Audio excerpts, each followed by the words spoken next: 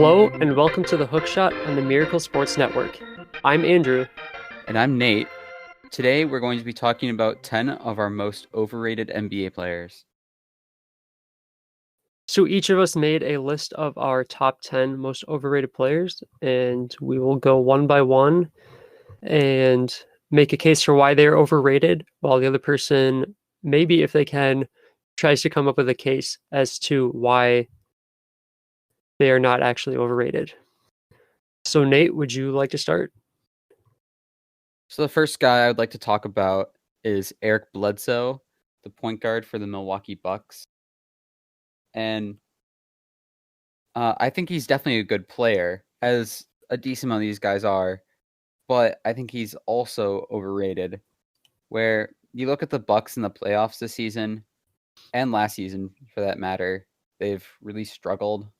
And I don't think I'm alone in thinking that a lot of the reason they struggle is because they don't really have a great shot creator. Where Giannis is as great as he is, he's not a guy who's going to go out there and just create his own shot like you see some guys like maybe Luka or Harden doing. And Chris Middleton is more of just a really good support player, but not one who's going to create his own shot.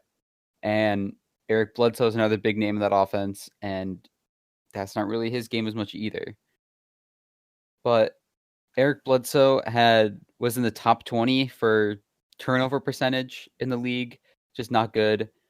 On this Bucks team with those great players, he had a very high usage rate, where his usage rate this year was higher than Shai Gilgeous-Alexander, Chris Paul, and Kyle Lowry. And I just don't think he fulfills a great role with this team. Where if you even look at a guy like George Hill, who is their backup point guard, this last season, he led the league in three-point percentage on only 3 attempts a game. But I just don't really see how there's a big difference between the impact you'd get from even just starting George Hill over Eric Bledsoe, where I think Eric Bledsoe is probably the most replaceable guy in that lineup coming this next season. Well, how I might not necessarily disagree with you on this. I think he does offer some value defensively. Yes, I would agree with that. He averaged, or his win shares, he had higher win share defensively than offensively this season and was pretty well above league average there, which while he doesn't offer what the Bucks really need offensively, he's a big defensive piece for them. And I think his shooting was a lot more efficient this year. He's not a great three-point shooter necessarily. What does he shoot? 34% when the league average is about 35%. So about average three-point shooter last season, which was a good year for him. He doesn't take a lot of mid-range, kind of poor percentage shots.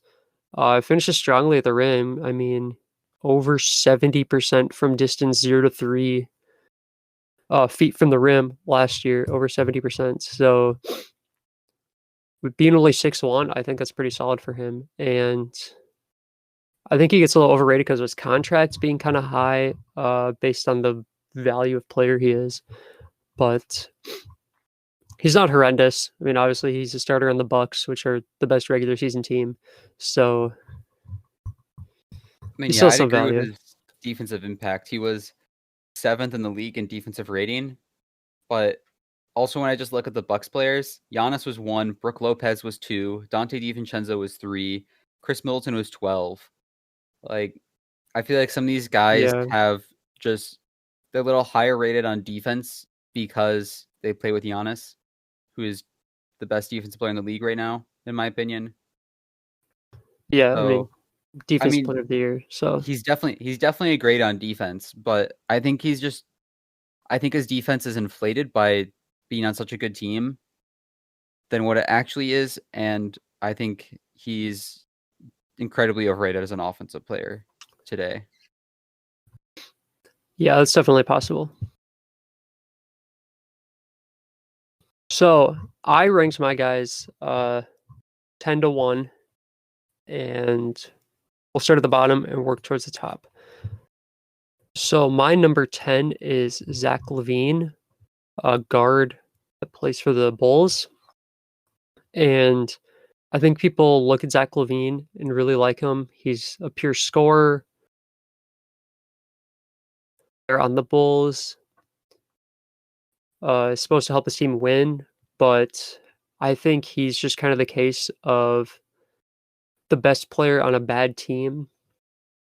Like, I try to think of Julius Randle as a guy right now who is the best player on the Knicks, but if he was on a different team, he probably wouldn't be as good and is kind of just responsible for kind of leading the team. Or maybe a guy like Kevin Love, for when he played in Minnesota, he was thought of as like a top 10 player in the league, and then he went to Cleveland and dropped off a little bit. He was still good, but not quite top 10 players people thought he was. And I kind of see Zach LaVine a little bit as that. He does shoot the ball pretty well. 38% from three, which is good. A decent free throw shooter, but he turns the ball over a lot. 3.4 turnovers a game the past 2 years, which he sometimes plays lead guard, but as someone who's probably not your lead guard, it's a little high in my opinion. Looking at some of his advanced stats, he's horrible defensively. Last season was actually his best at being slightly. He was about average last year defense, which for him is really good when every other year he's been like really bad defensively. So you could say he's arguing, but win shares per 48 minutes, 0.1 is about league average, and Zach LaVine had his best year last year at 0.091, which is below league average. So you're saying a guy like him with a 31.7% usage rate, which is really high, being average, about an average player, slightly below, slightly above, maybe, depending on the stats you're necessarily looking at, is just kind of not very exciting in my opinion. And I think he's just very overrated. As if he went to a playoff team, I think he'd probably be like the third or fourth best team and would be somewhat of a liability defensively.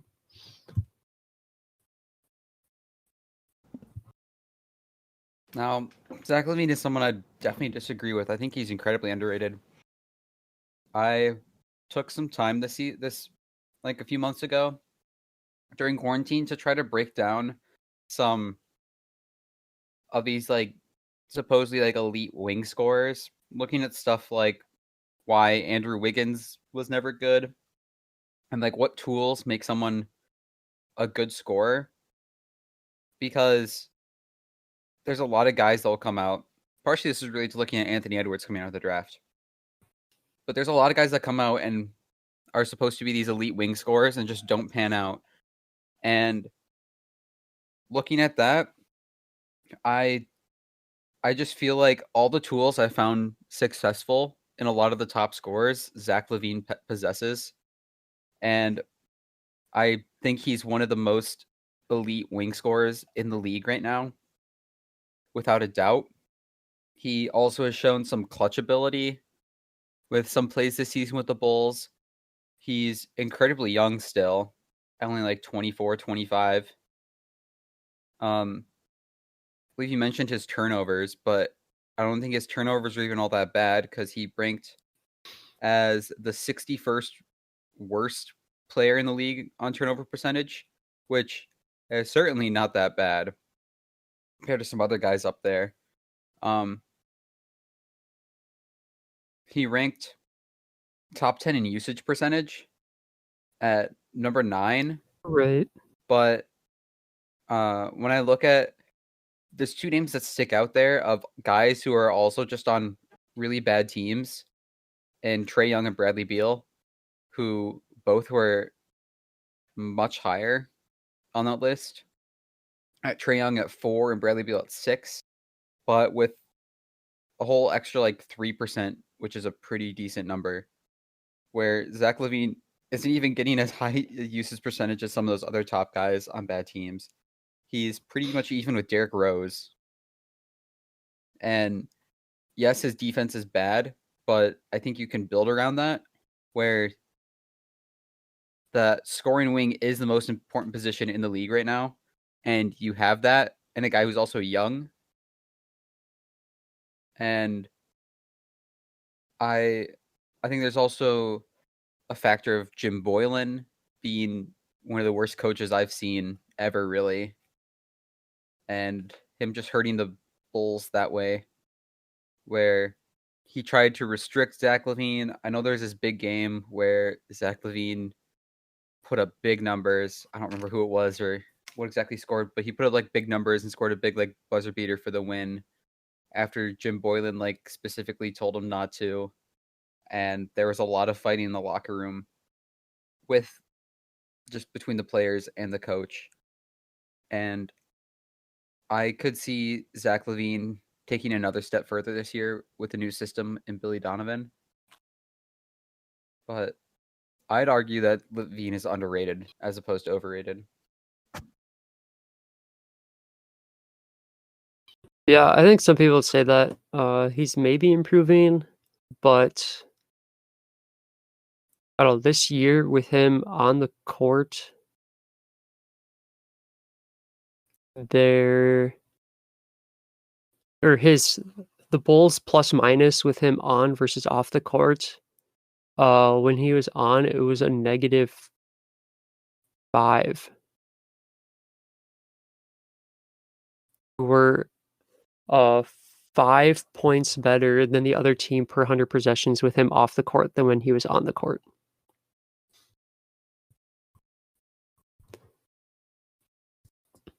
Which is probably, and he's been negative all but one season for his team, where his team has been worse with him on than off.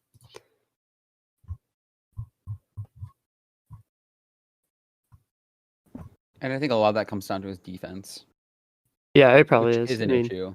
it is But slowly improving. This year he actually was about league average on defense, but yeah, he's definitely a liability.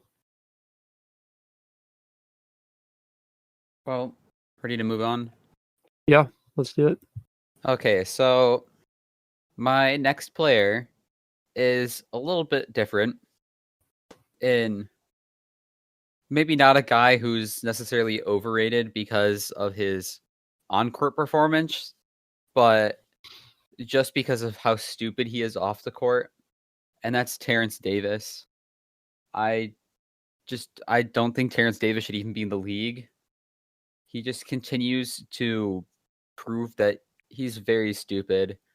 One of the first things I remember seeing was him liking tweets and talking about um like stuff about climate change and how he's anti-climate change and like rejecting the idea of it. So Kyrie Irving.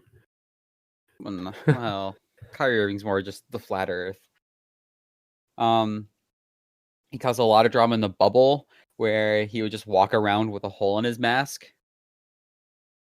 Um, I I don't know exactly what the reason was. I I know the Raptors did talk to him about it and everything. And if that wasn't bad enough, just within the last week, he got arrested. He's facing 7 charges. He's facing 1 count of third-degree assault, actually 2 counts of third-degree assault, a count of endangering the welfare of a child, 4th-degree criminal mischief, 2nd-degree aggravated harassment, 3rd-degree attempted assault, and 2nd-degree harassment. He only has 1 year left on his contract at about $1 million. He was just a rookie last year. He signed as an undrafted free agent, and he put up a really good rookie season, especially for a guy being undrafted. And partially of why I think why I could just qualify him for this as being overrated is he definitely played well last year. And you look at it, and I'd say understandably, a lot of people say he's a future of the Raptors, and kind of this. I mean, they're still competing, but this post Kawhi era where they won that championship, and a lot of those guys in that team, like Serge Ibaka, Marcus Gasol, are starting to get older. Where Terrence Davis is this rookie who came in and played very well for them, but I legitimately don't understand how he could be a piece for them for the future when he's just this much of an idiot. And I wouldn't be surprised if the Raptors move on from him this offseason even. Yeah, I guess the only counter argument to that is he's a rookie, and hopefully he'll get put in his place and learn. Yeah. The Raptors said they're going to fully cooperate with his investigation, which he pleaded not guilty to. So, yeah, I don't know. He could definitely be off a team. I think he's a guy who could re-sign with a different team, but I don't know. This is the NBA, not the NFL, where people get many more chances than the NBA Yeah. Like with off-field problems. it's a bit unconventional where it's not a talent thing calling him overrated, but he's just really dumb. Yeah. No other way to put it.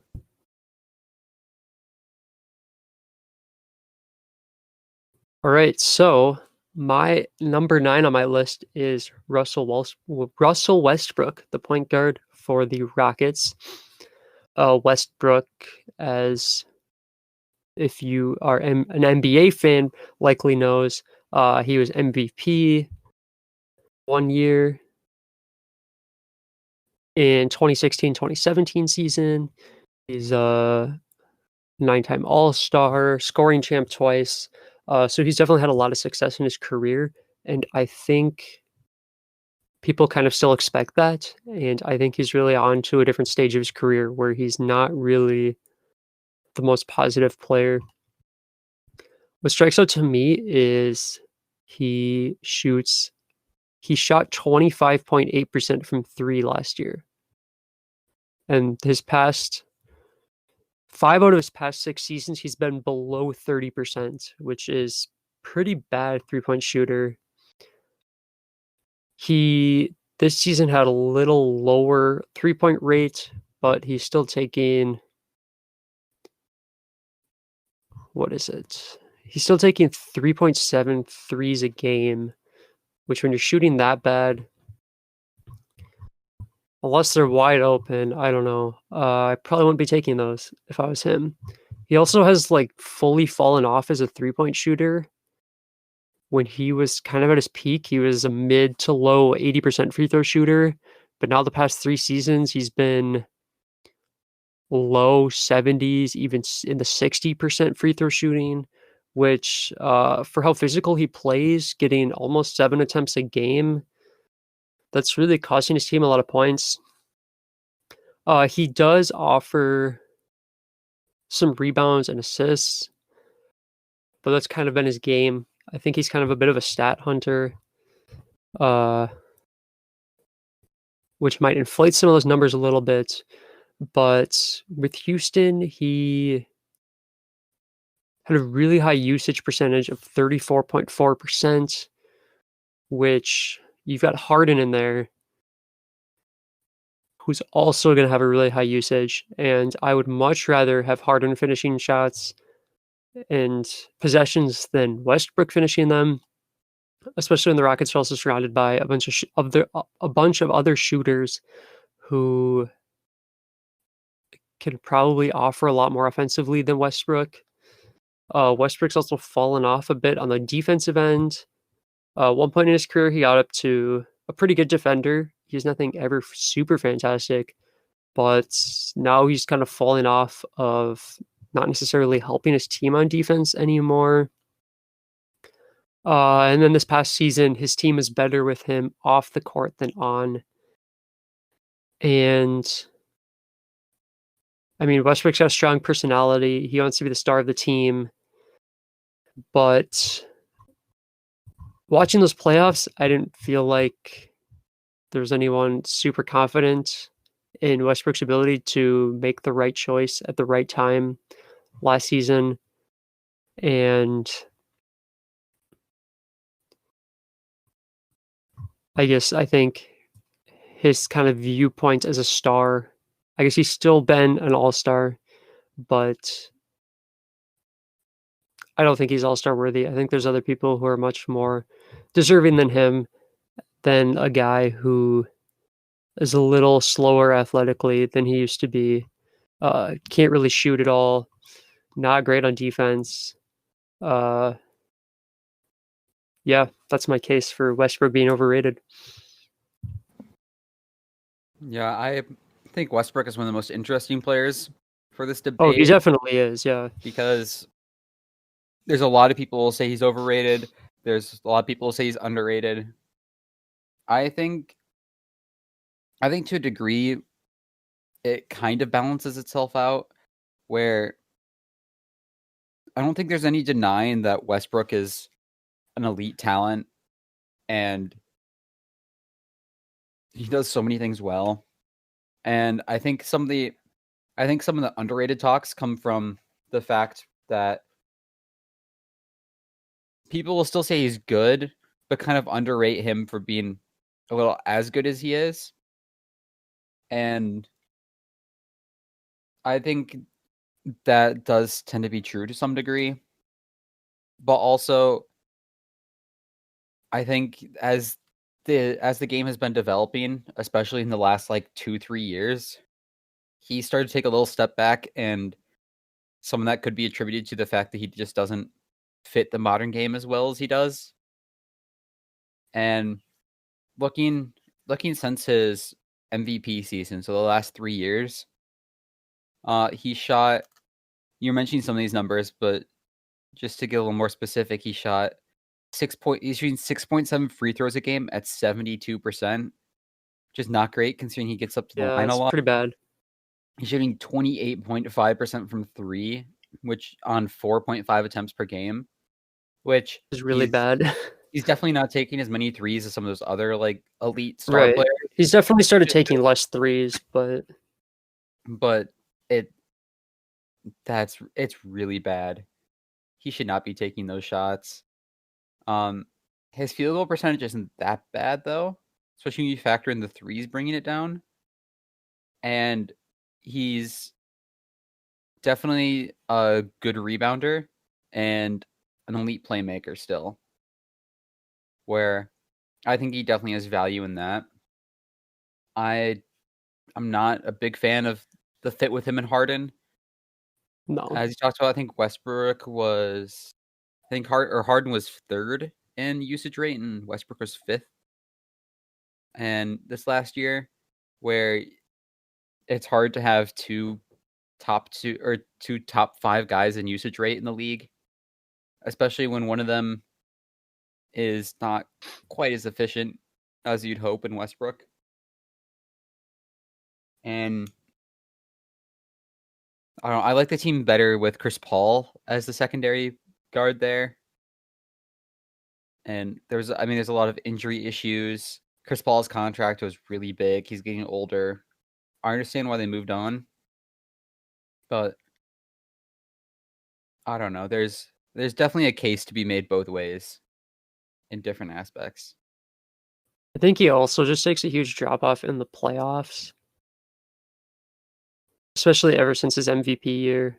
I mean, this season he was a negative value over replacement player, meaning an average replacement player near bottom of the bench guy would have come in and performed better than him on average. And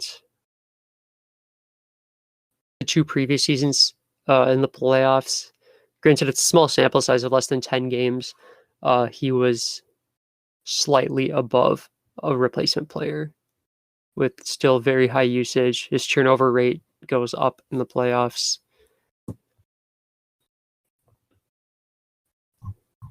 It's just not someone I would be confident in as my lead guard when it counts anymore. Yeah, I'd probably agree with that.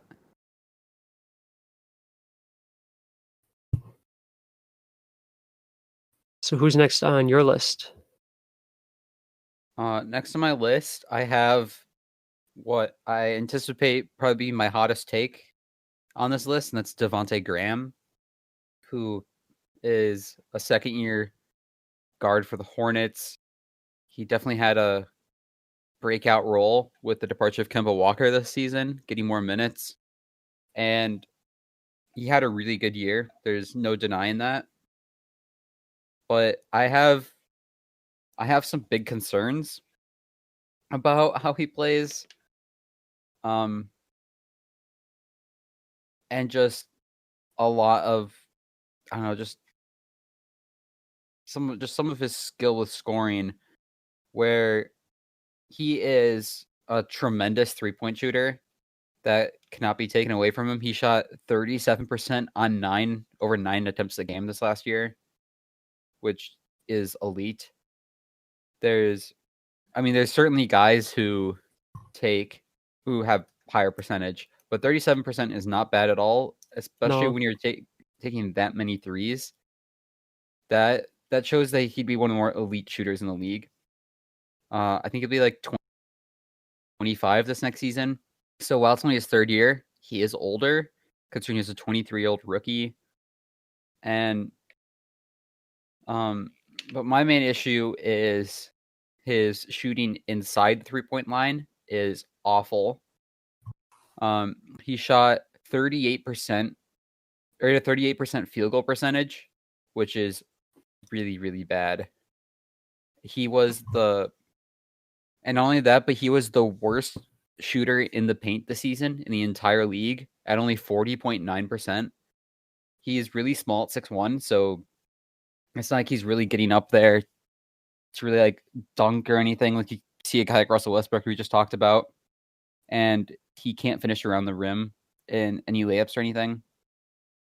And that's my big issue with him. It's not really much to complain about. Where, he's a good free throw shooter. He's an elite 3-point shooter.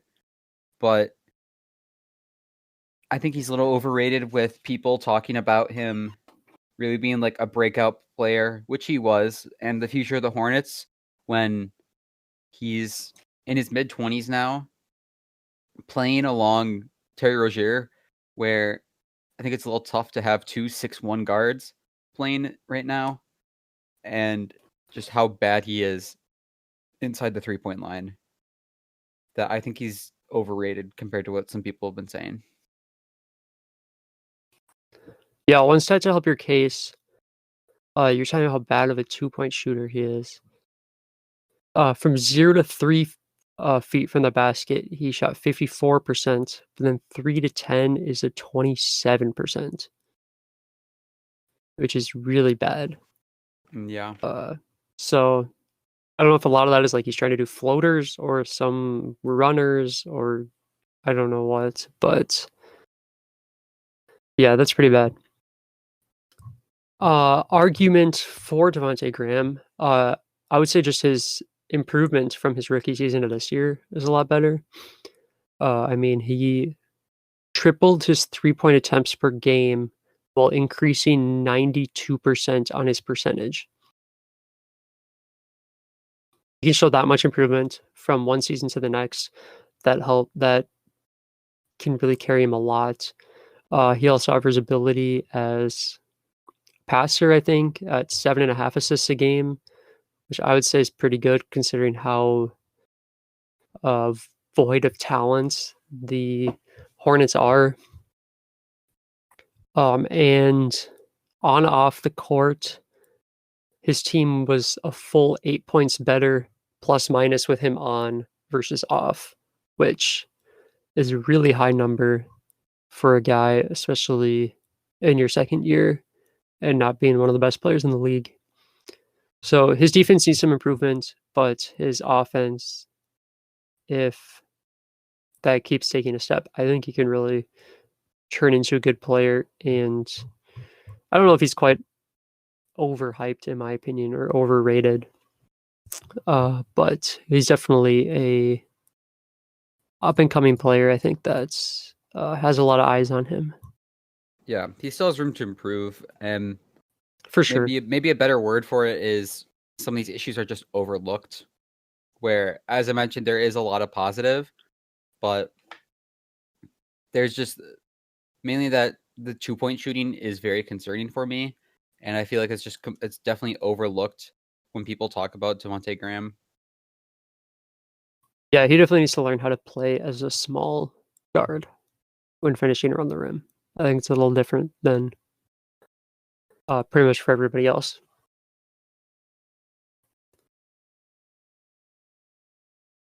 So moving on, number 8 on my list is Carmelo Anthony, forward for the Trailblazers. So Carmelo has had a great career. Has been scoring champ, 6-time All NBA, 10-time All Star, was on the All Rookie team, and then he kind of fell off the map, you could say. Had some rough seasons. Didn't seem like anybody wanted him, and now I think there's a lot of hype around him again with how he was in Portland. People saying that he's rejuvenated his career and brought his career back and shown he can be a strong contributor on an NBA team. And there's some good arguments for that. I mean, he shot 38% from three last year, which is really solid, but for his career, he's only about 35, which is about league average right now. So I think that's a little bit fluky. He might just be getting better percentage shots, which is possible because his attempts were uh, only about 2/3 of what they've been the past few seasons per game. But he doesn't really ever pass the ball. His assists percentage is about 6.4%, which is pretty bad, and he averages only 1.5 assists for Portland, and he was 0.5 assists per game with Houston the year prior and 1.3 the year before. So he really doesn't offer passing abilities. He kind of still sticks to his previous game style of shooting a lot of mid-range shots, which is kind of seen as being negative in the NBA this season. With about 40% of all the shots he takes is beyond 10 feet. So in the mid-range to deep mid-range, not quite 3-point range. And I mean, he does shoot okay from them, I guess. 41% from 10 to 16 feet and 38%, which isn't very good, from 16 to 3-point range, especially when looking at other times in his career. He's hovered around 44-45% from that distance, and now he's at 38%. That's a big drop off of points scored, which I think for him, still trying to play like the player he used to be, that's pretty bad. And I really don't think he offers anything defensively. Uh, yeah, his win shares per 48 minutes was 0.033, again with the league average being 0.1, which that was the worst of his career. Playing significant minutes, he was negative 0.8 value over replacement player. Again, really bad while given all of these minutes. And his efficiency is pretty low for a star or someone who thinks they're a star slash a good starter at 12.4. So I think he I think people are talking about like Melo is back. I mean, probably not the Melo that was an all-star and a scoring champ and all NBA, but I think he was just playing in a good system, and I think it helps to have him. I mean, everyone will be helped being next to Lillard, and Melo hit some clutch shots in the playoffs, but as an overall player, I don't really think Melo's going to help the Trailblazers. I think they'll keep him around, but he's definitely nowhere near above average player or even starter in the NBA. Yeah, I think his role next year will be a big key, where the Trailblazers suffered a lot of injuries this last year. Rodney Hood may be coming back if he picks up his option, and then otherwise Nurkic should be healthy. Zach Collins should be healthy. I would assume they probably won't bring Whiteside back because of the money. No, I don't think so. But those are all guys who, I mean, not necessarily Nurkic, but Collins is a guy who has been playing the 4 for them. Hood has been playing the 3 for them before he got hurt early last year. It's kind of where Melo has been playing. Melo played during their season. He started at the 4 for them, but then by the time the bubble hit, he definitely slimmed down a lot and started at the 3 for them. Gary Trent Jr. also was a big player in the bubble. He had a really good season just in general last year, but really caught some eyes in the bubble where he might start potentially next year. You never know. And they also do have Nasir Little, who they drafted in the first round last year, who in his second year I would expect to take more minutes, and he kind of plays both forward spots, where it'll be tough to see what his role is. He could. There's a chance he could come back and still start for them. I know he said he wants to come back to Portland, but I think Melo's a weird case where I think there's been a lot of hatred around him ever since he left the Knicks, where it's just been like Melo in his prime and just early on in his career is a terrific player, and there's just been so much disrespect put on his name from all sorts of people saying, "Oh, well, he didn't perform with the Thunder," and with the Rockets. Where I think the issue there is when he came to the Thunder, he was supposed to be that third big star with Westbrook and George, and he wasn't quite that anymore. And then going to the Rockets, he had some issues with his role, but I think now he's accepted that he might have a different role. He seems to be bought into Portland, and I think people praising him don't expect him to be the star that they thought they expect him to be when he came to the Thunder. And the 3-point percentage as well is something that I think is very promising, where he shot 38.5%, which was the second highest season total in his entire career, behind his age 29 season with the Knicks.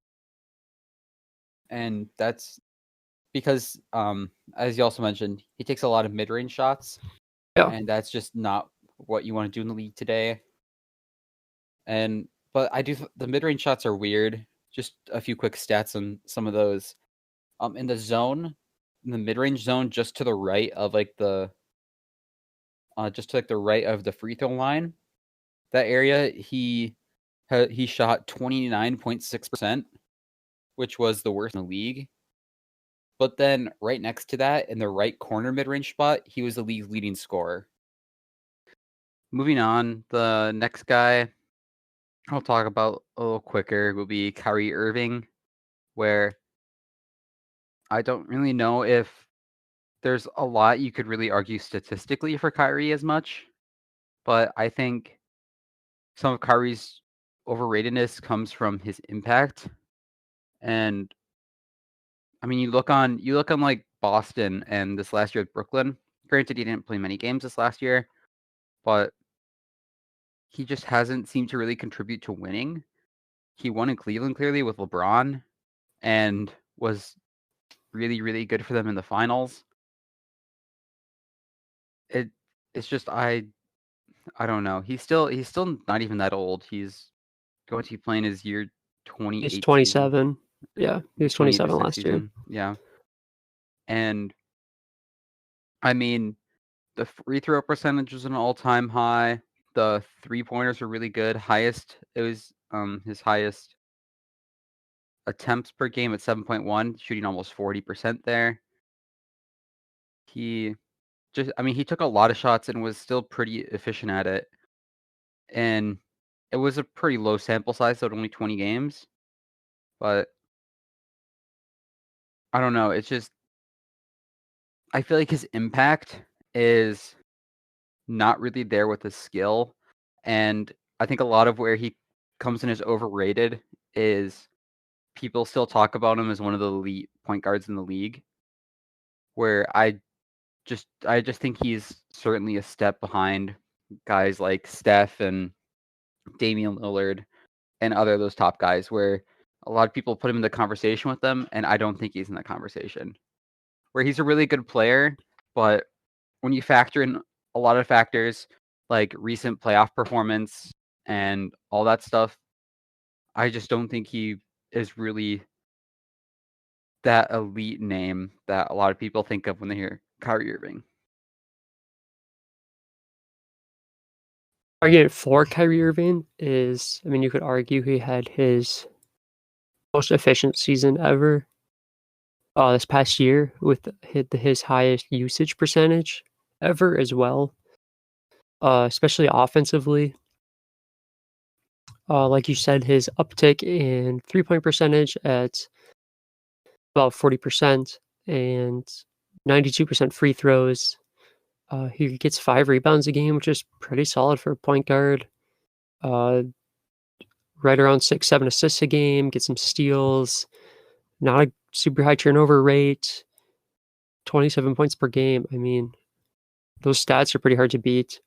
But yeah, I kind of agree with you. Like you said, I think he's performed really well in the playoffs in his career and is kind of a little bit of an empty stat guy and needs some people to surround him to take his team to the next level and help them win. I mean, I think it says a lot that Boston was very willing to get rid of him when he's 26, which should be about the peak of your player.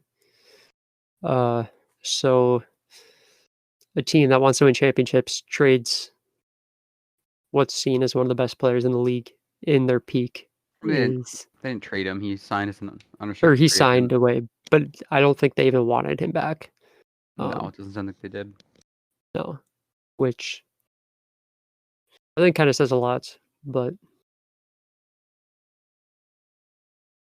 I don't disagree with you necessarily that he is overrated. So the next person on my list is CJ McCollum, shooting guard for the Trailblazers.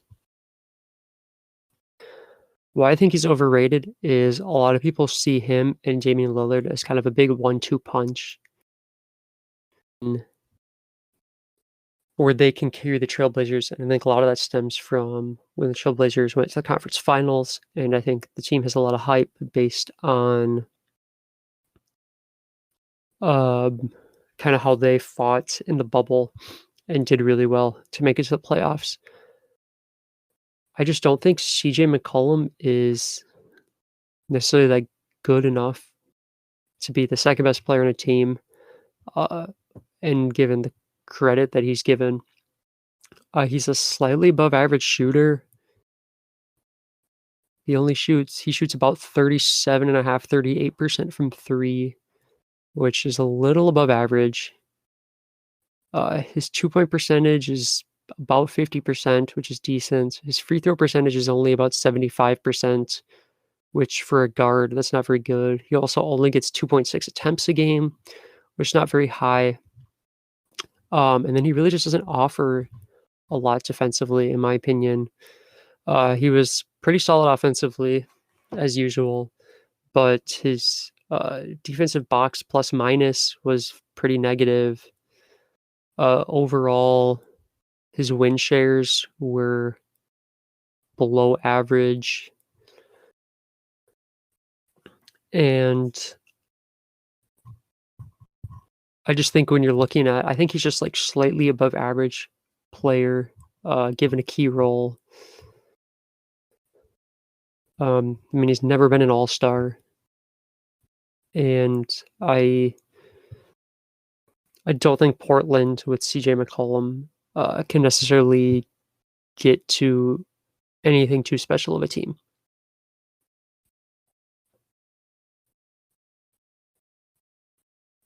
Yeah, there's definitely a lot of good points there, but to make a case for him, he is um he is an elite mid-range shooter, which is not ideal for the league, but um I talk about that one just when we were talking about um Carmelo Anthony, that one zone right to the right of the free throw line where Carmelo was the worst shooter in the league at 29.6%. CJ McCollum was the best shooter in the league at 56.6% field goal percentage in that zone. Where he is also a good 3-point shooter. He shot by a decent margin the most threes last season he's ever shot at 7.3 and made them at 37.9%, which is not bad when you're taking that many threes. You mentioned his free throw percentage, but he's only shooting 2.6 free throws a game. It's not like he really shoots a lot of them, and he had been much better his last 3 years, for sure.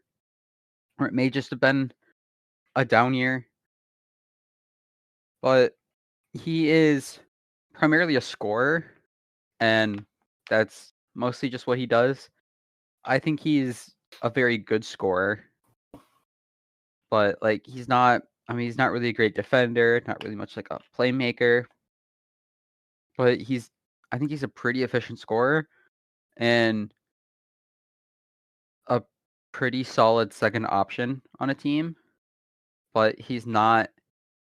He's not one of those superstars where you look at some of those other top teams you consider that have like big two superstars with like LeBron and AD, Kawhi and Paul George. He's definitely not at that tier. I think he's certainly a good player, but he's also someone Portland could definitely look to move on from just to maybe just get a change in there and try something else around Damian Lillard, who himself is also an absolutely elite 3-point shooter and scorer from the guard spot. Yeah, I mean, for being an elite mid-range shooter, his mid-range attempts have gone down per season, which you'd think for a guy as that's his absolute strength. He would keep shooting those, but I think he's trying to transition as the league is transitioning, which is honestly hurting him more and taking away his strengths.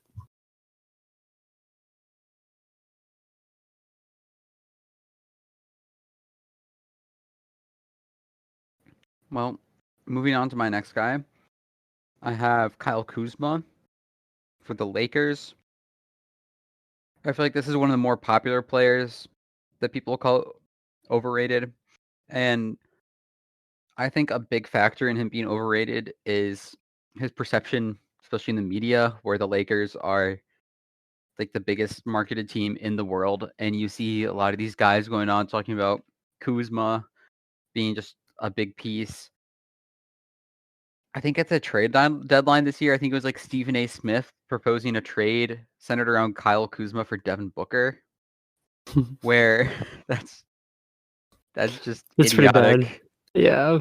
Um, Kuzma has certainly shown some potential as a scorer, where coming into the league in his rookie year, he put up 16 points a game. Then his second year, he put up nearly 19 points a game. And then this last season, it dropped all the way to 12, nearly 13 points a game. And a big issue is his 3-point shooting. He is not a good 3-point shooter. He shot 31.6% this last year on 4.5 attempts per game. And the year before that, 30.3% on 6 attempts per game, which is atrocious. That is when the league average nowadays is about like 35%, and the 3-point shot is more important than it's ever been. Yeah. When you're taking as many threes as Kyle Kuzma is, which isn't like a ton, but it's certainly a decent number. Um, at 6, so 4.5. It's about 5-ish a game. And he's not making them. He just really shouldn't be taking them.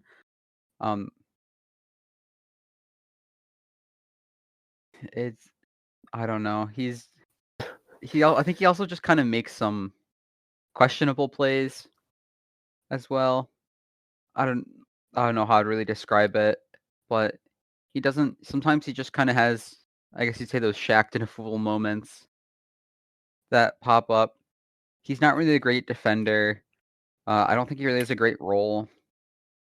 Like a year ago, but like the Anthony Davis trade, there's the 3 big young guys they were looking at: Lonzo, Brandon Ingram, and Kyle Kuzma.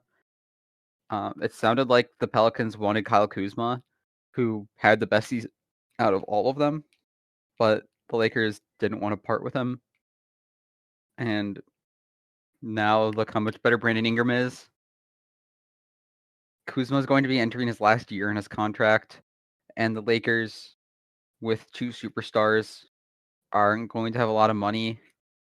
I don't really think Kyle Kuzma has a lot of trade value, and I think the main reason he's overrated once again is just his perception in national media, especially. Yeah, I'll be honest, he's a guy I definitely have overrated, and stats-wise, I think it's pretty hard to even make a case for how he's good. But I think he's just a guy who unfortunately was thrown into the Lakers in a time where they were rebuilding and was their first round pick.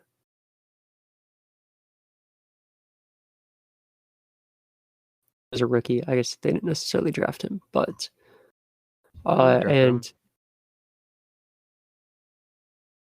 I think he was a draft day trade. Well, yeah, he's a draft day trade. He's 27th overall. Right. But and putting positive, I think what people would see as a positive season is rookie year, and I don't think he's necessarily improved, but being the Lakers, he was kind of struck into that kind of media bubble of LA and kind of expected to perform. So I think for him, maybe if he goes to another place, the spotlight kind of gets away from him. He can maybe choose or improve to be a little bit better player.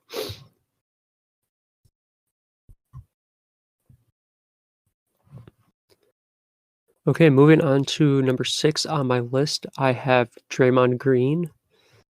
Draymond's really known for being one of the key roles on. Stop the recording. Yeah. For the. So we have 2 files. Oh, I thought we were stopping after Draymond. You said 6th player. Or he's number 6 on my list.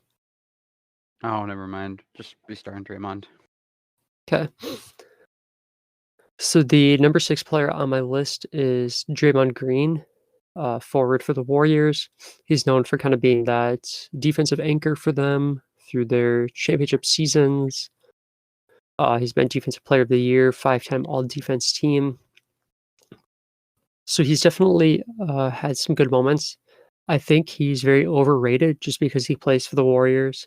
I mean, for most of his career, he's had Steph and Clay kind of doing all the scoring responsibilities, and also Kevin Durant. And I think he's kind of just ridden the success of the other players a little bit. And that was especially shown in this past season when many of the people around him that he had previously played with were out with injury. And I know he struggled a little bit injury-wise, but I don't think Draymond really offers anything offensively. He's below a 30% three-point shooter, especially recently when he used to be a decent three-point shooter. His two-point field goal percentage is pretty low as well. Last season it was only 46%, so he can't stretch the floor at all. And his field goal percentage in general was 38.9%, which is horrendous and really bad. His defensive performance was the worst of his career. He was nowhere near a defensive anchor for his team. Looking at the stats, his defensive win shares were 1.3, which if you take out his rookie season, which he struggled, I mean, even his rookie season, he was at 1.6 defensively. But taking that out, his next lowest is 3.2, and he's declined defensively the past 3 years. He was a very negative player offensively, a positive player defensively, but still a negative player overall, and just barely above a replacement level. And I think for someone who's been an all-star and should be in his prime at 29 years old, or coming just out of his prime, to see him take that much of a drop-off kind of shows he's maybe not the player people think he is. Yeah, I'd almost disagree a little. It's hard, though, to disagree when you look at his stats from the last couple of years. But I think the big thing is Draymond has never really been seen as a big offensive player. I mean, you don't make 3 All-Star games with the offensive numbers Draymond has. Draymond has incredible impact outside of the offense, where especially for a couple of years there, he was arguably the best defender in the league. He won Defensive Player of the Year 2016, 2017. That's where I think a lot of his impact comes. This last season, um, I I'd argue you could definitely throw it out to some extent, where I think Draymond works best on offense, where he's just kind of a dump off option from the Splash Bros. And then when you factor in like Kevin Durant coming in too, that made him become even less of an option on offense. And this next year, I think, is going to be a big year to see what Draymond is, where he's been taking some steps backwards. There's a lot of talk last year. He knew he was playing bad. His numbers were all dropping last year. His numbers were not great again this year, but Draymond, without Steph and Clay, Draymond's role is it's definitely different because he's not the star who's going to carry them on offense whatsoever. And just the quality of guys he was playing with also better. Also, Draymond was battering his own injuries as well, not even just from missing games, but he played some time hurt. Where I think you have to wait till next year when the team is fully back before I'd make a judge on Draymond Green. But Draymond certainly revolutionized the game of basketball, going towards the small ball lineup, and I still think he can succeed in that role, playing where they can throw out a small ball lineup with tremendous shooting and the Splash Bros coming back, where Draymond can focus his energy on defense like he did. And I would just wait for next year. Moving on to our next guy, I have Lauri Markkanen, the forward for the Bulls. And there's still a lot of promise with Markkanen. He's still young. He'll be going into his age 23 season. He is a pretty solid shooter. But I was a little surprised just looking at some of his shooting stats. Considering he's a 7-footer, I almost kind of expected his field goal percentage to be a little higher than 42%. He shot 34% from 3, and I expect that to be higher. Like that's pretty much like a league average. And it was a little worse than his last 2 years where he shot about 36, but still 36% is just pretty much league average still. And I feel like I hear a lot about Markkanen being just an elite shooter and scorer. And his sophomore year, he scored almost 19 points a game, which is true, with 9 rebounds. But he had such a big step back this last year, which I think a lot of it can certainly be attributed to Jim Boylan again. and Jim Boylan was just not the right coach for Markkanen. But I feel like there's a lot of people saying that Markkanen is has all-star potential and everything, and especially even after he averaged 19 points a game as a 21-year-old, I still just never really saw that in him at all. And especially now that you look at him getting a whole 4 points a game less this last year, I struggle to see the potential. A lot of people talk about Markkanen, and when I look at their backcourt or their front court, I mean, looking into the future of the league, I don't see how Markkanen and Carter can both play together. Where I feel like in the current league, Markkanen at 7 foot is more of a center, just with the direction the league's going, where he has value as a solid stretch center in that aspect, but he's also really, really bad on defense. And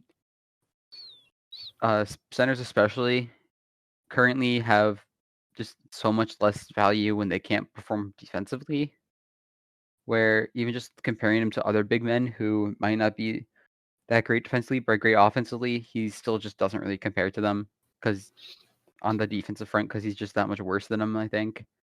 And I don't know, his value I don't think would be as high right now as it certainly have been last year.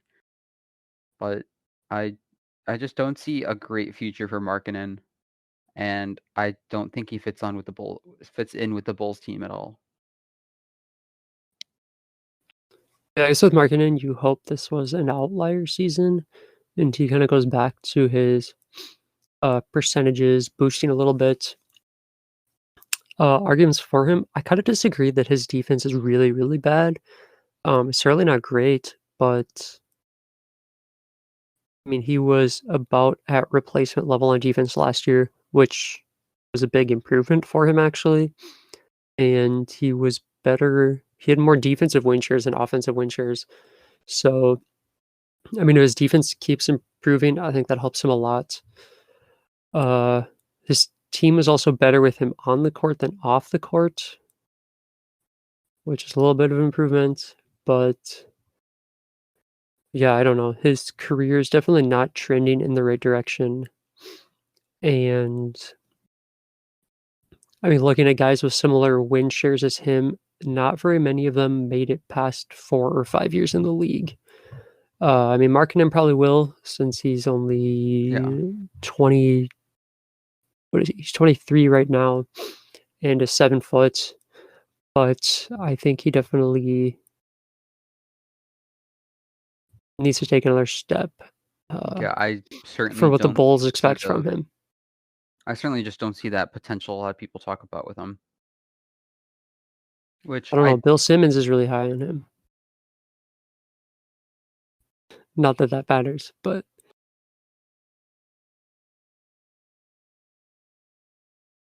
yeah, I don't really disagree with you on he's not really shown much at all.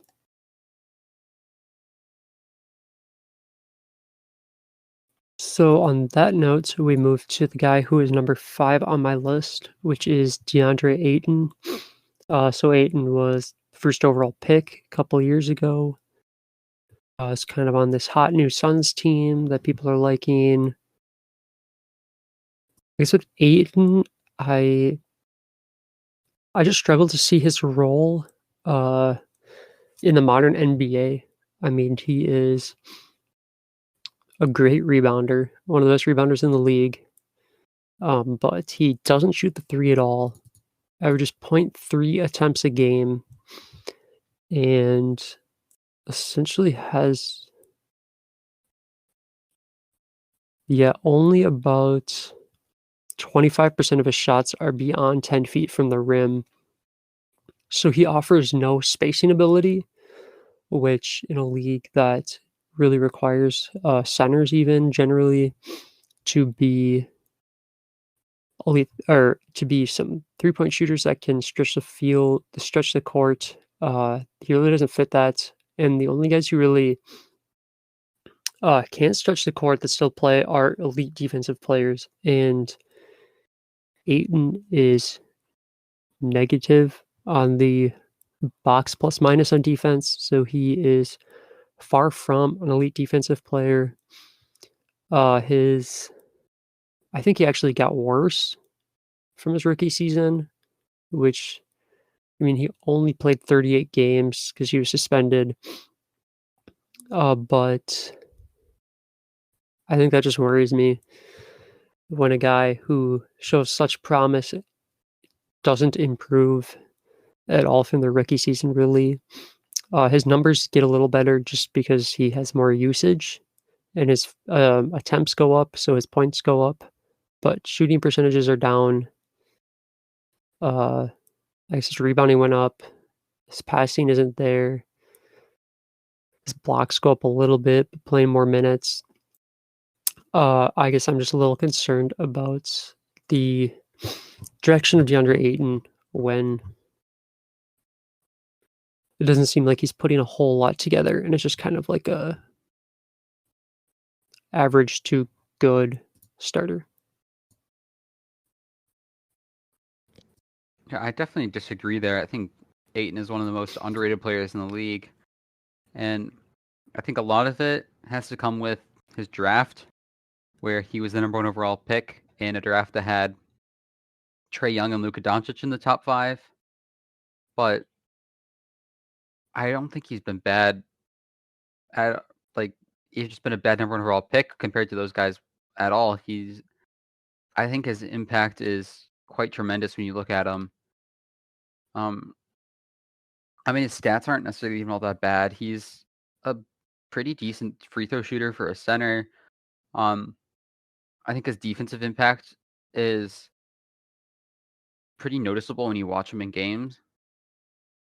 I think the shooting is something that's coming. He has never really been a shooter, but in the bubble, he started shooting it and he's making some threes.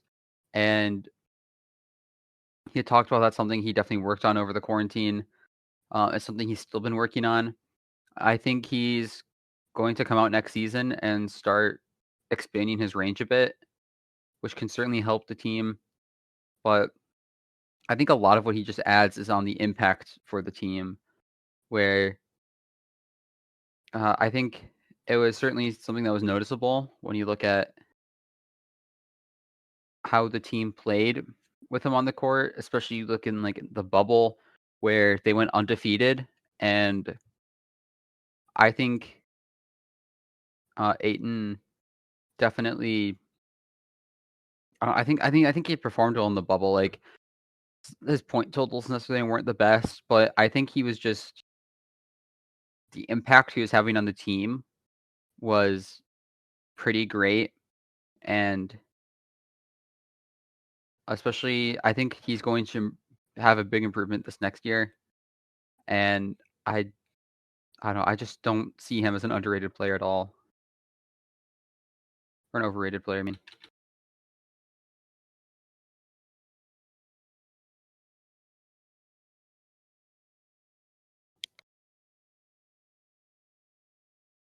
Who's your next player?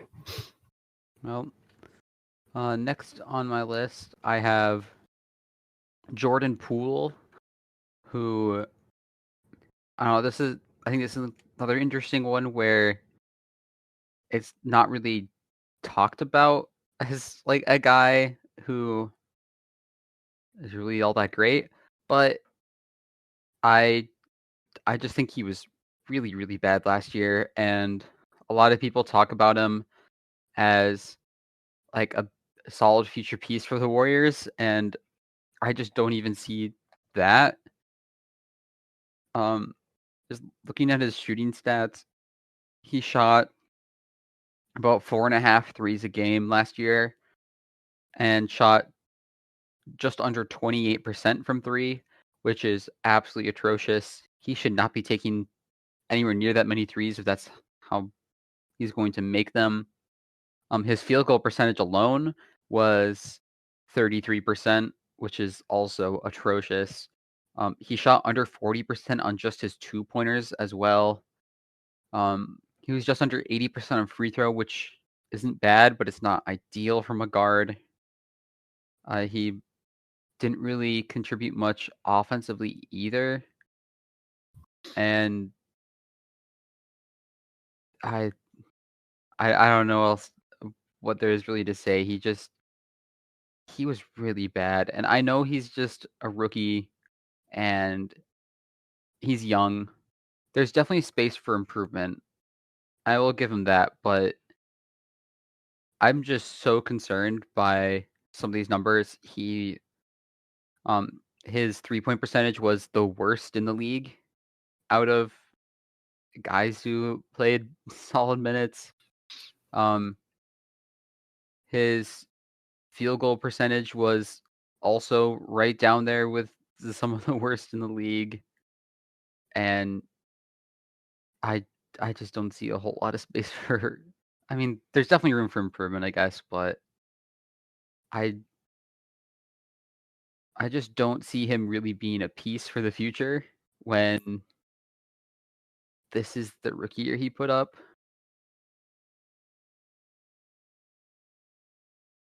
I don't know if you have any comments on him. Yeah, he is really bad.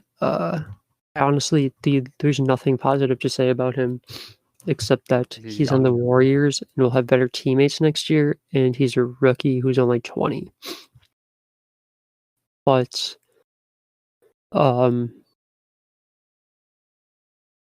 I mean, his value over a replacement player was negative 1.5, and his win shares per 48 minutes was negative 0.047, and the average being positive 0.1. Being negative in general is really, really, really bad. I guess his defense, he contributed a little bit defensively than offensively. Um,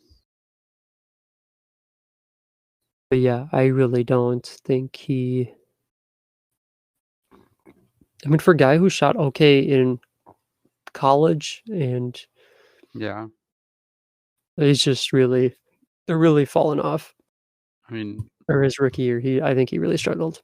also just to follow that up, he was the worst in the league in true shooting percentage as well, where it was just bad, What and was I the true don't. shooting percentage? 0.454. Yeah, that's pretty Yeah, bad. and even comparing him to like the next worst, which was Jarrett Culver, who was at a 4.67. The there's still like nearly a whole percentage drop off between him and the next lowest. Yeah.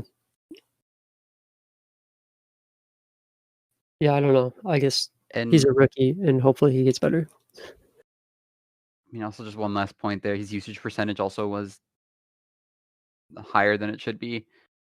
I mean, it wasn't like incredibly high, but it was 21.1%, 21.1. which Yeah. is much higher than it should be, and a lot higher compared to especially a lot of these other like younger guys and rookies from that draft. Even guys in, like the top 10, like Darius Garland, it was higher than that. I just don't see a lot of potential there with how bad he played. Yeah, I definitely agree with you. So moving on, the number 4 player on my list is Chris Middleton.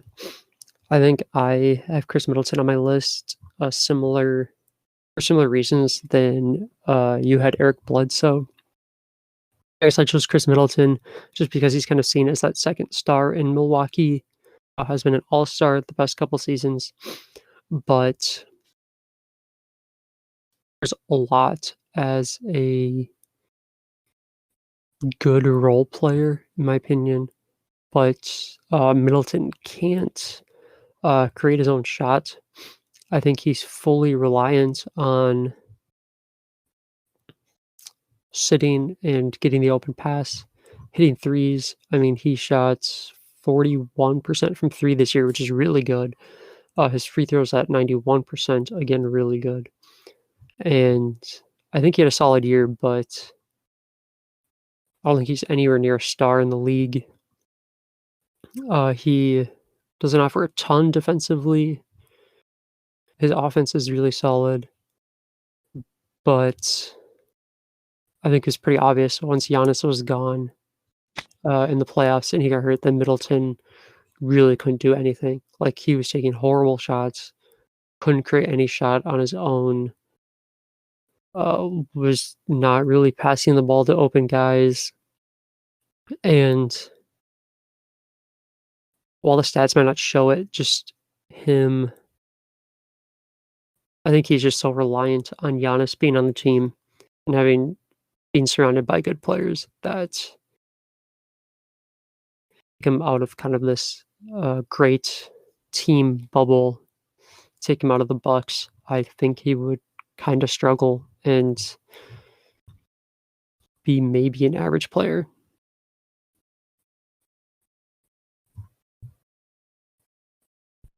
Yeah, I think Chris Middleton has been one of the most underrated players in the league for a long time, but it's starting to approach that point where he's been so underrated that he's almost overrated now. Right, yeah.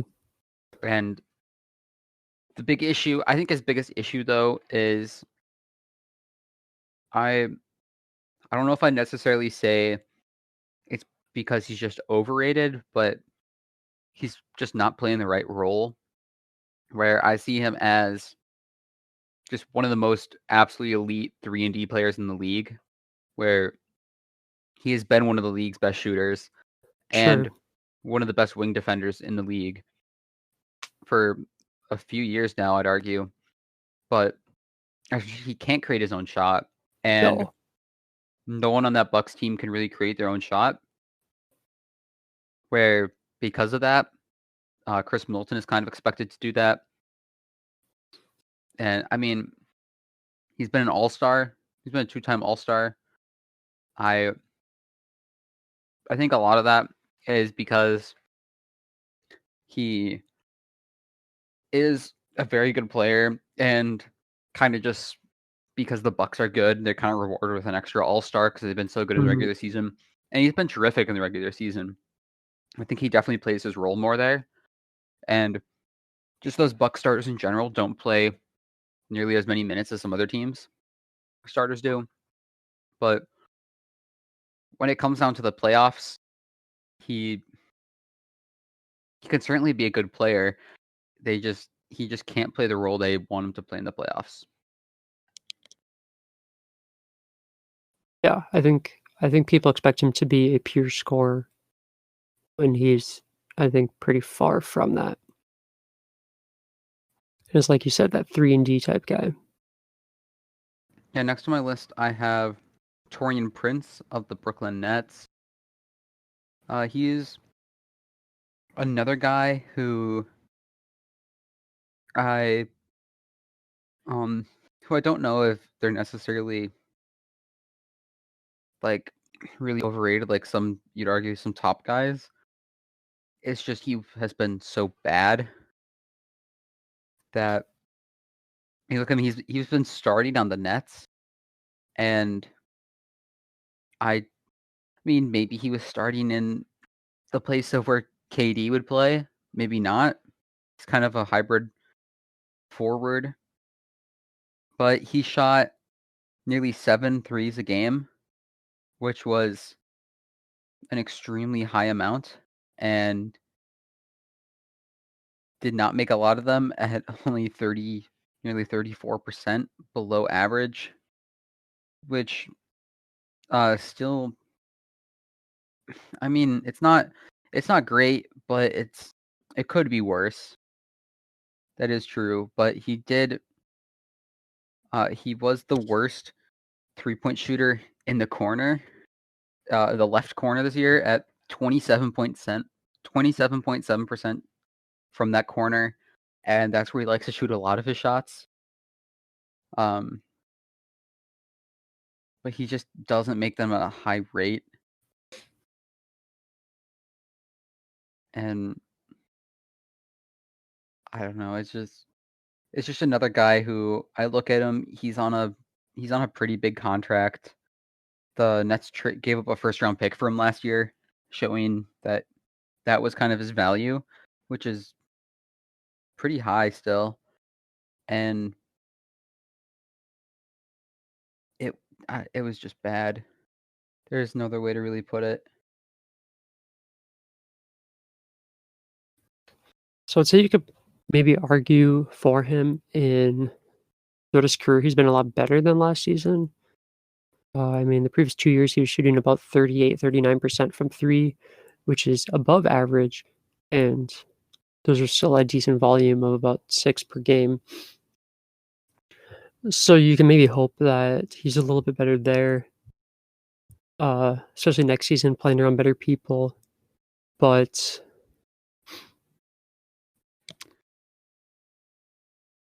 he doesn't offer a lot defensively necessarily. No. Um, I guess the Nets were, uh plus minus 5 points better with him on the court than off the court, which is a big difference. So he's contributing something to this team that might not necessarily show up on the stat sheet, and shooting that badly from the corner is really bad, and you can just assume he maybe goes back to the norm next season, hopefully, and that this was a little bit of an outlier. I mean, just one last point to, I guess, argue why the shooting was so bad. Um, this last year in the league, he was 24th in the league in 3-point attempts per 100 team possessions, which is higher than guys like Bradley Beal, Malik Beasley, Kevin Love, Bojan Bogdanovic, Robert Covington, Jason Tatum. A lot of these guys we know as big shooters. He shot more threes than them, and he had the worst offensive rating in the league amongst starters and guys who primarily started games. Yeah, that's it's not great. So moving on back to my list, number 3 is kind of a bit of a hot take in De'Aaron Fox.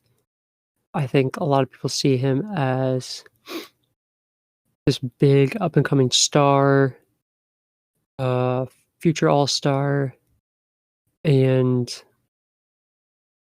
I think his athleticism wins over a lot of people, being probably the fastest person in the league. But I don't know if he offers necessarily a whole lot. I think for someone like him, I'd want to see this team win a little bit more, especially when I think Sacramento tried to surround him with better pieces. And it doesn't really seem to result in a lot of winning. I guess looking at last season, he was below 30% from 3, 3.6%, or 3.6 attempts per game, which isn't super high. He's also only a 70% free throw shooter, which for a guard who likes to run downhill and get to the rim, he was almost at 7 attempts a game on free throws, only shooting 70% is not a lot. Um, he shows us some decent passing ability for a point guard, right around 7 assists a game, which I suppose is good, but I think this is a league where you need to shoot, and he just doesn't show that he can at all. His team in the Kings were actually better with him off the court next season, last season, which when he's probably your best player, I feel like that's kind of concerning. When he's supposed to be your rising star, and your team's actually better without him in plus minus. And I mean, he's only 22 right now. He'll be 23 to start the season, um, or just about in the beginning of the season. So he's still young, still has a lot of time to improve, but I think everybody's talking about how big of a star he is, and I really just don't see it. Unless he starts taking some big steps and improving some of these big weaknesses in his game. Yeah, I think there are definitely some solid points, but Just to counter it, I think a lot of his issues have to do with the coaching, where um, you look at De'Aaron Fox, and a lot of positives, as you mentioned, you think about him is mainly his speed and his athleticism. But when you have arguably the fastest player in the league in De'Aaron Fox, you want to be running your team at a fast pace. And under Dave Yeager, De'Aaron Fox's rookie season, uh, the Kings had the worst pace in the league. Then moving on to their second season, De'Aaron Fox showed a lot of improvement, and the Kings as a whole showed some improvement, where the Kings had the fifth fastest pace in the league that year. Then Yeager got fired, and Luke Walton became their coach, and last season they dropped all the way back down to 21st in pace. And it's certainly far from ideal. And I think the best way to and also just I guess the league is getting faster. The pace has been going up every year. The fastest pace and just average pace. His rookie year, the average pace is 97.3. Yeah, second year is 100. This last year is 100.3. It's getting faster and faster, and that is becoming more popular in the league. And you have one of the best players to push the pace with in a guy like De'Aaron Fox with his speed, and they're just not doing it. And De'Aaron Fox is definitely also a great playmaker and defender, where he can contribute on those ends. And I don't think De'Aaron Fox is necessarily that really big superstar scorer that you need on your team. But I think if they increase the pace, especially, they can he can definitely be a guy who can lead your team and facilitate your team as long as you build a solid team around him. And I think a lot will come with what they decide to do in the future with him. Yeah, if I think he definitely has his strengths, but they need to find those strengths and play to those for him to take the next step. Well, going on to my next guy, I have Julius Randle of the New York Knicks. And he's a guy who a couple years ago with the Pelicans really had a breakout year coming primarily off the bench. He started 49 of the 73 games. He started starting a lot when Anthony Davis wasn't playing, and he's still pretty young at only 25. He's almost 26. So it's not like there's a lot of potential there, but he scores a lot as well, I guess, and he gets a lot of rebounds, which are always great things. But a lot of my issues with him comes in how he tries to score. He does a lot of shooting, especially, and he is far from a good shooter. He shot this last season 27% from three on 3.6 attempts per game. And especially looking at the Knicks team right now, they're building around RJ Barrett, who had his struggles his rookie year. And I think a lot of those struggles can be attributed to the team around him. Mitchell Robinson certainly isn't a shooter at all, which they don't necessarily need him to be. But I feel like if you want Mr. Robinson playing as he is, you probably want a guy who can shoot the ball around him. And Julius Randle took way more shots than he probably should be taking, and it was bad. Also, just his field goal percentage dropped. With the Pelicans a couple years ago, he shot 52% from the field. This last season, he shot 46%, which is a pretty significant drop off. And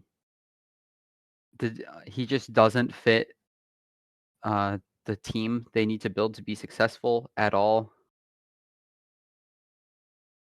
And yeah, that's pretty much my big argument against him. I think he does provide a little bit defensively. I guess last year his offense was so bad compared to previous seasons.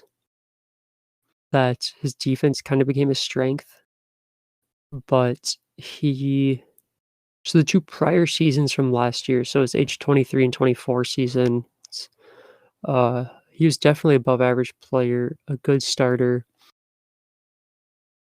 but I kinda see him also as he's probably the best player on a really bad team, and with the young pieces they have, Julius Randle's kind of that key piece that they expect to be consistent, and I don't think that's really him personally. I think he's like a good role player, starter, worthy person, and not supposed to be the most reliant guy on a team. So I think if he was to either the Knicks improve or he moves to a better team, I think his stats and efficiency would go back up quite a bit. But like you said, he's a bad 3-point shooter that really hasn't shown any improvement, and it kind of seems like he's gotten worse as he gets older, from his earlier years of the Lakers. He plays more minutes and has a higher usage, so his stats have gone up, but overall efficiency, I think he's arguably gotten worse. Yeah, I mean, he shot 14.1% from top of the key three this season, which is just So number beyond 2 bad. on the list, I know he's also on your list, so we might co-talk about him, is Trae Young. And Trae Young is one of the elite offensive players in the league. And I think people just don't credit how really, really bad his defense is. And also, his shooting stats are not as good as I expected. So he shot 36% from three, which is ever so slightly above league average last year, on 9.5 attempts a game, which is definitely one of the most in the league. So he's a little bit over an average 3-point shooter, with a high total. I mean, he has really limitless range sometimes, but I think that hurts him to an extent, and he gets overconfident. I mean, he's a little undersized as point guard, but still does a pretty good job of getting to the rim and scoring points. His turnovers are definitely a little high at about 5 a game. He definitely improved last year though, but, just looking at his defense, his offensive plus minus per 100 possessions was 6.2, which is really high. And then comparing to his defense was a negative 2.3, which is pretty bad, and his defensive rating is 117 per 100 possessions allowed, which is really bad, and the Hawks are kinda just stuck at the bottom of the league, it seems, every single year, even though they seem to keep bringing in young players who show promise, but he's only 21, and I think for Trae Young to take the next step, he really needs to improve his defense to at least slightly below average into what's arguably the worst perimeter defender, and I think the Hawks need to win. Otherwise, I think he's just gonna be an empty stat offensive guy who never really amounts to anything, super positive. Well, continue with Trae Young. Um, yeah, the shooting is it's there's some positives and negatives between it a lot. He takes a lot of shots, and but a big issue I have with him is his deep three range. Like, I guess a lot of people think of like Steph Curry shooting from there. Comparing him to a guy like Damian Lillard, which isn't necessarily probably a fair comparison, but Damian Lillard shot 9 for 21 in that deep three range, like deep out kind of by the logo area. Trae Young shot 4 for 20, which is good for 20%. Lillard made 5 more of those threes on only one more attempt. And if Trae Young's going to shoot 20% from that deep, he probably shouldn't be shooting from there in the first place.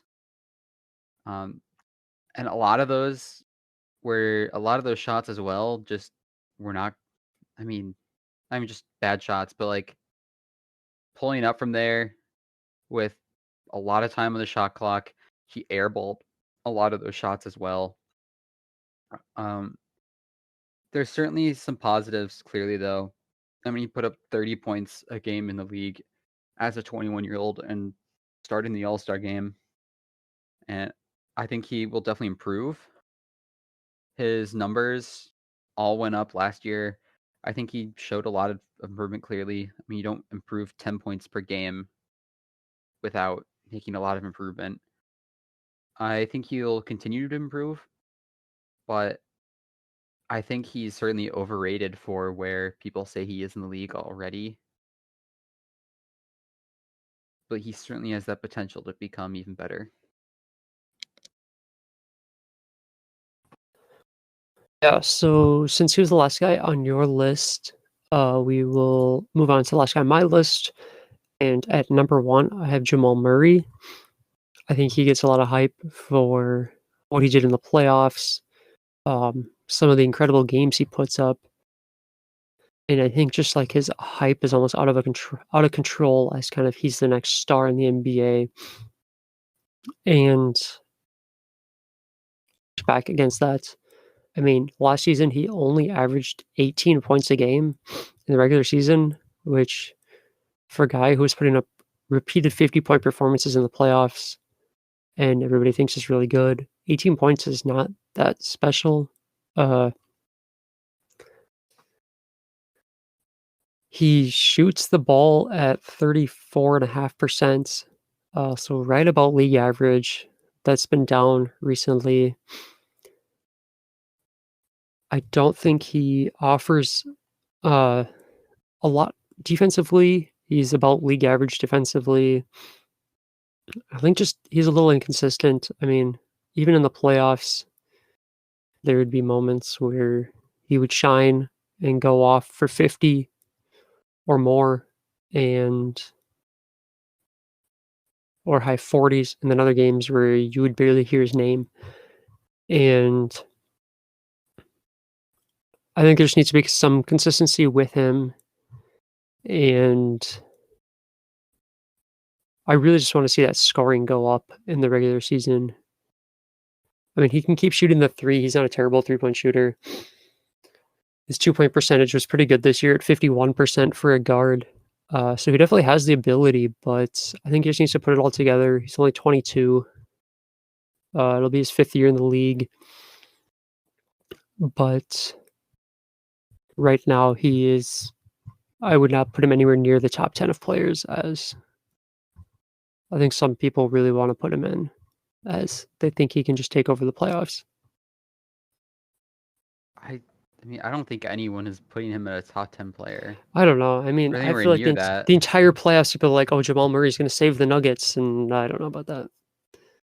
I think it's a little understandable, though, when he puts up 3 straight nearly 50-point games.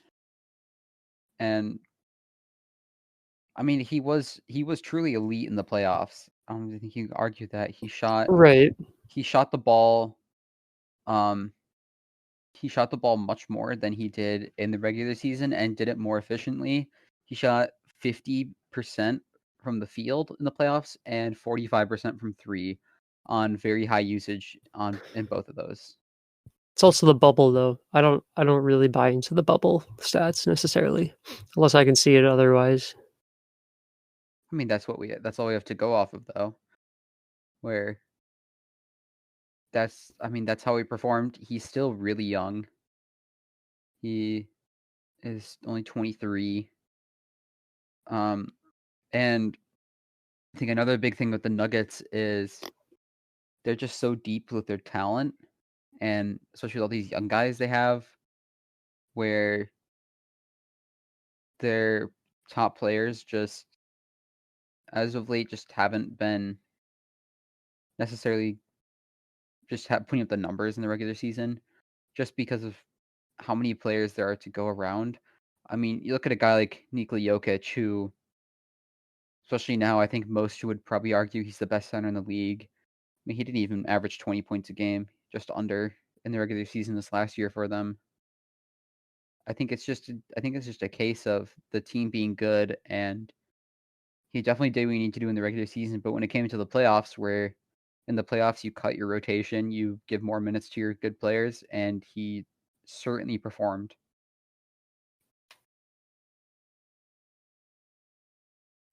Yeah, I guess I just want to see if he can repeat what he can do in the playoffs next season.